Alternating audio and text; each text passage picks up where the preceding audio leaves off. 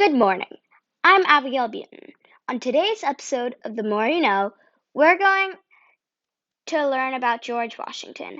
Many of you know him as America's first president and recognize his face on the $1 bill.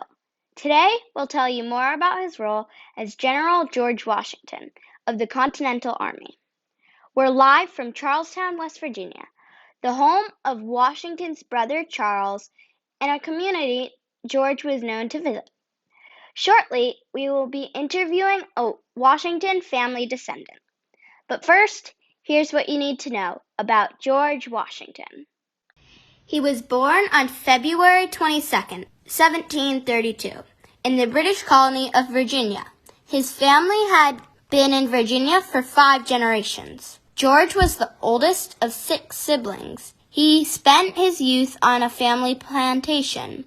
George helped his mother manage the plantation after his father died when he was 11. George was a loyal, ambitious English subject. The qualities he valued were restraint, fairness, integrity, and dignity.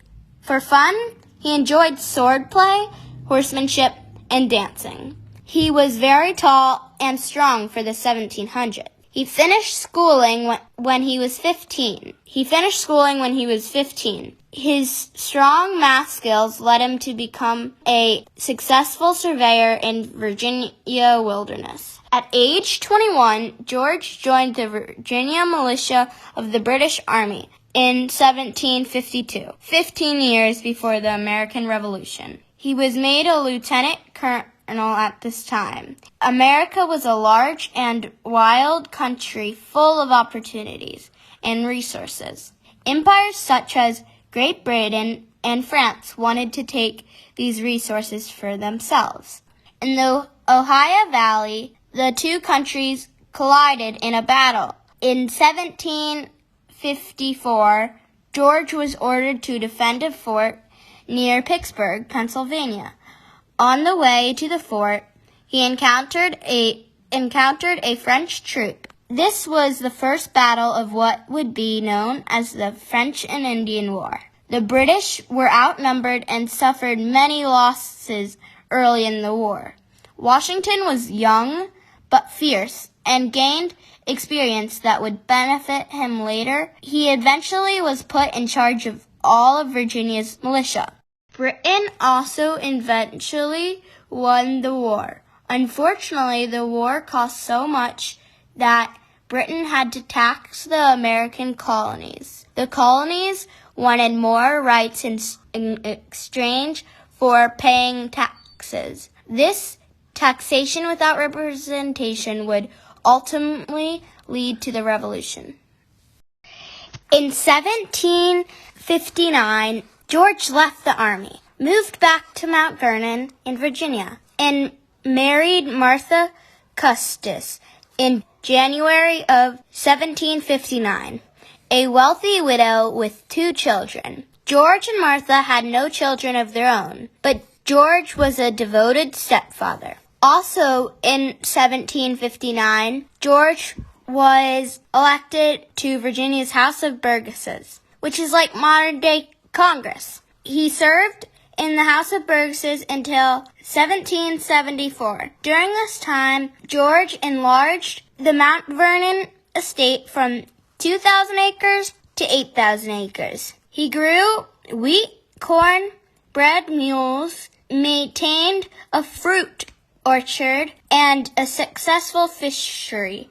He was deeply interested in farming and continuously experimented with new crops and land conversion. George experienced firsthand the cost of the new taxes being imposed by the British on the colonies. He felt that independence was the only answer, and he served as a delegate to the First Continental Congress in Philadelphia in 1774. In 1775, war broke out, and George was named Commander-in-Chief of the Continental Army.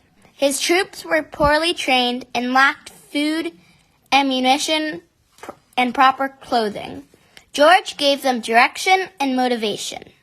The difficult winters they spent in Valley Forge, Pennsylvania, were a testament to his power to inspire his men to keep going. A major moment in the war occurred in December 1776. General Washington and his soldiers were camped along the Delaware River in Pennsylvania. They had lost battles, were cold and hungry. Many soldiers wanted to quit. The British Army was camped in a town on the other side of the river in Trenton, New Jersey. George decided that he and his army would cross the river on Christmas night.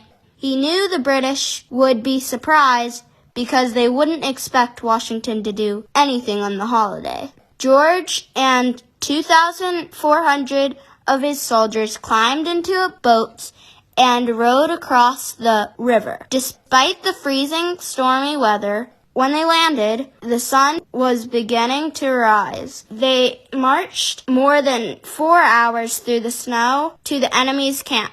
George planned work. George's army took 900 British soldiers as prisoners.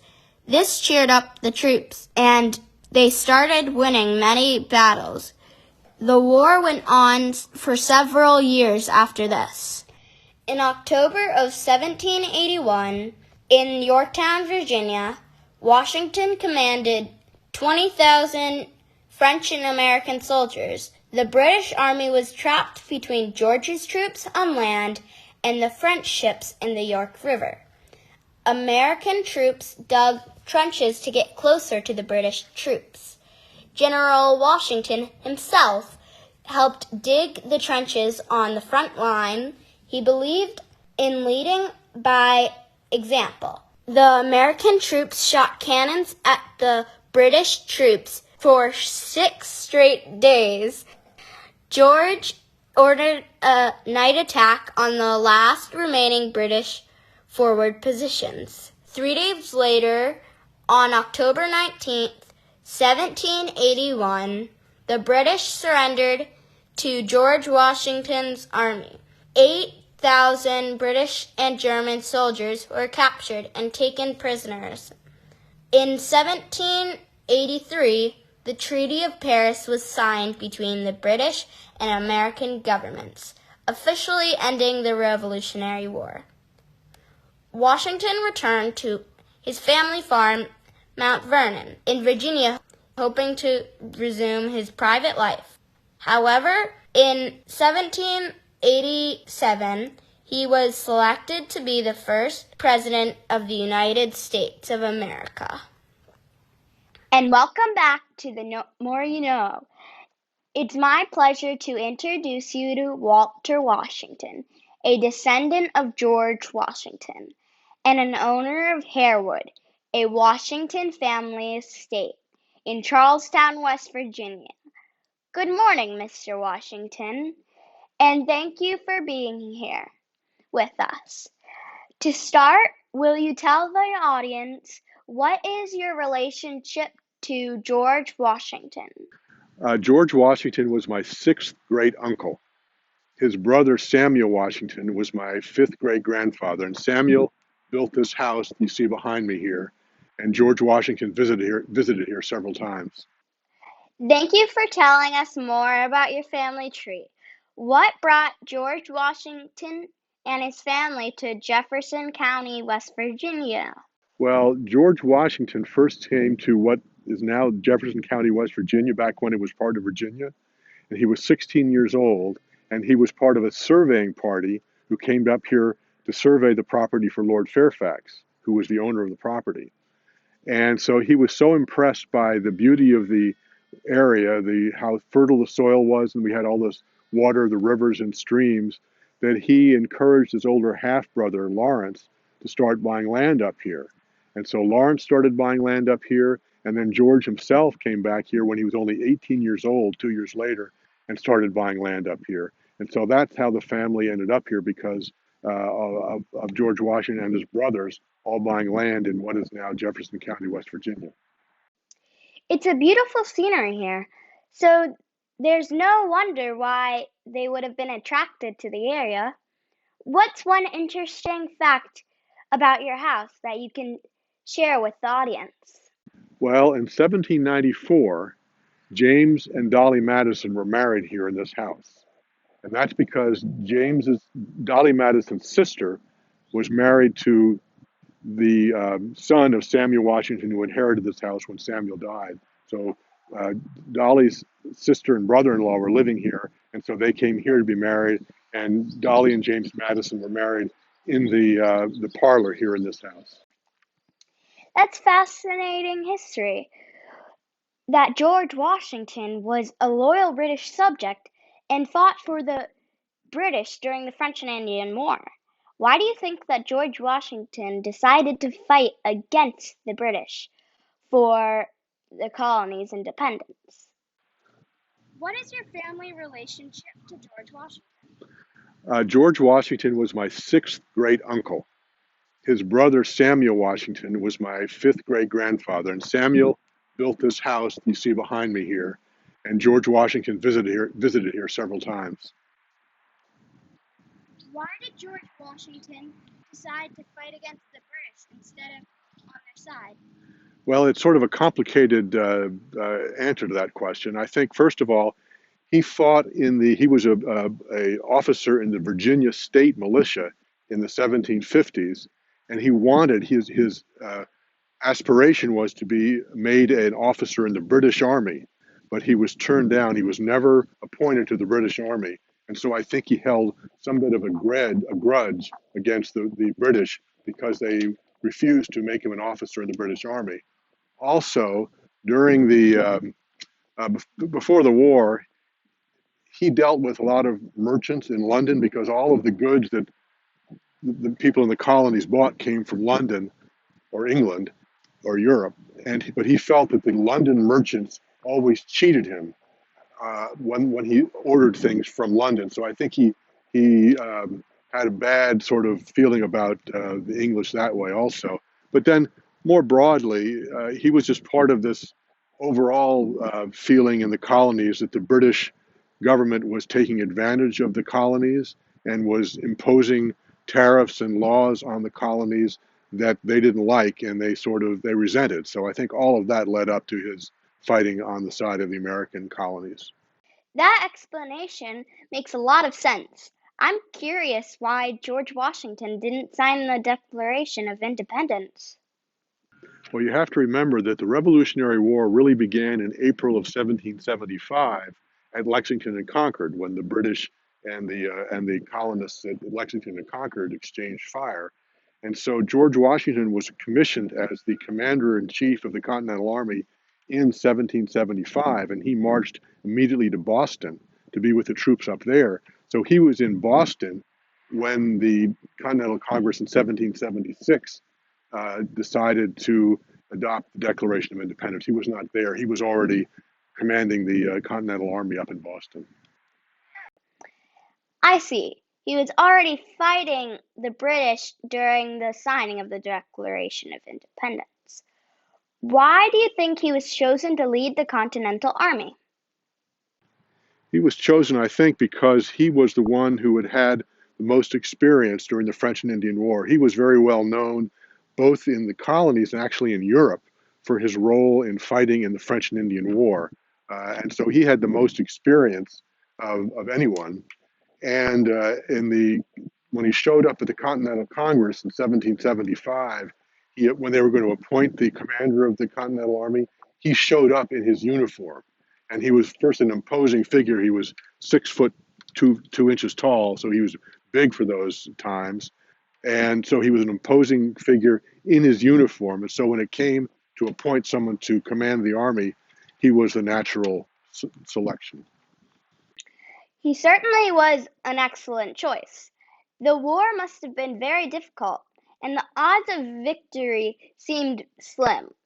Can you tell us about the significance of Washington crossing the Delaware River? Well, you have to realize the background that the war had been going very badly up until that point.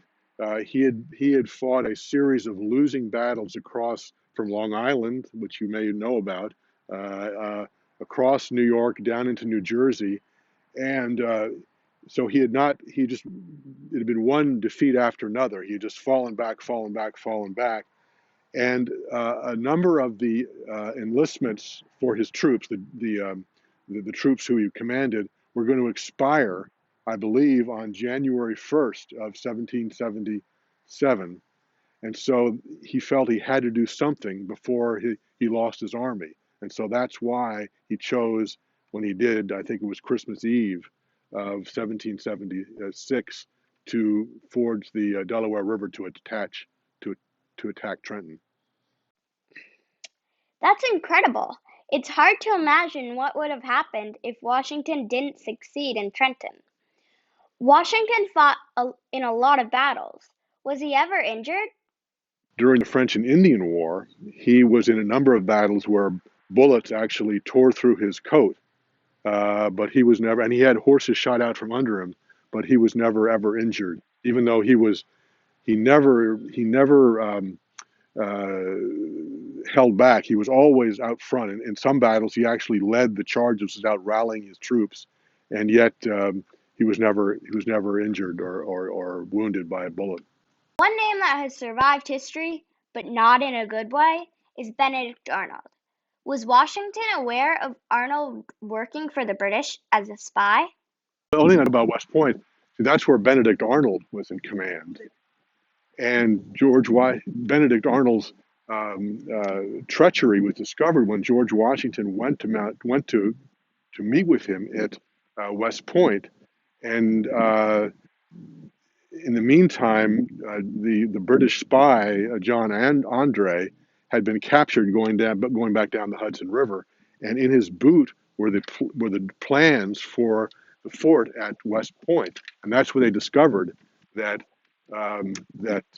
Benedict Arnold, who was then in command at West Point, had given these plans to John Andre to take back to the British general. So that's how it was discovered, and so George Washington, I believe, was at West Point when all this was discovered, and um, Benedict Arnold escaped down the Hudson River while George Washington was actually at West Point. Lucky for us that John Andre's message was intercepted and Benedict Arnold's cover was blown. Final question. Were any of George Washington's letters intercepted by the British? I just don't know. I don't think so. I don't think I've ever heard that they did. You know, he had a spy ring of his own, which was based outside of New York or in New York, the Culper spy ring. But I don't think that I'm not aware that any of his letters were ever intercepted. Mr. Washington, thank you so much for your time this morning.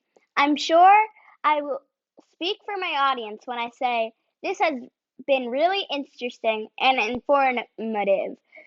Now we're out of time. I want to thank you all for tuning in to this week's episode of The More You Know. Bye!